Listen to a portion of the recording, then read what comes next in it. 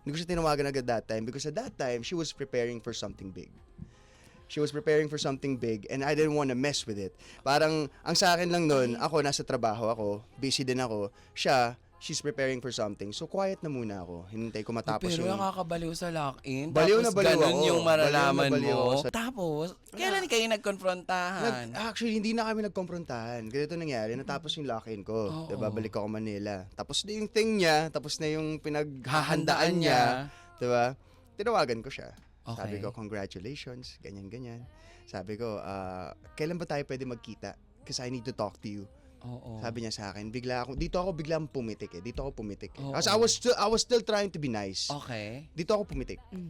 Sabi ko, kailan tayo pwede magkita? Sabi niya, ano ba yan? Kakatapos lang nung, tapos kailangan ko pang isipin na may pagkita. Hindi ba pwede mag-relax muna ako? My God. Ay. Sabi, Narcissist, di ba yung ganun yung eksena? Ang Pumitik galing-galing ako nila, no? Pumitik ako. Sabi ko, may sasend ako sa'yo. Okay. Tignan mo. Binaba ko yung call. Okay. Sinend ko yung deposit slips. Oh Sinend ko my yung mga God. convos. Oh my God. Tapos ang reply sa akin, alam mo kung ano? Hiwalay na. Okay.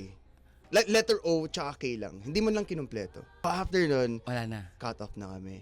Ang ginawa ko, punta ako LU mag-isa. Doon ka na Tama. parang... Di ako nagmukmok. Hindi ako Nag-enjoy hindi ako ka. umiyak. And nag-ano lang ako. Parang sabi ko, you know what? Mag-enjoy lang ako. Meet new friends. Meet new people. And then, true enough, pagdating ko dun sa LU, I met a lot of good friends. Nag-enjoy, very wholesome. Beach ako. Yun, okay. Pagbalik ko sa Manila, okay na ako.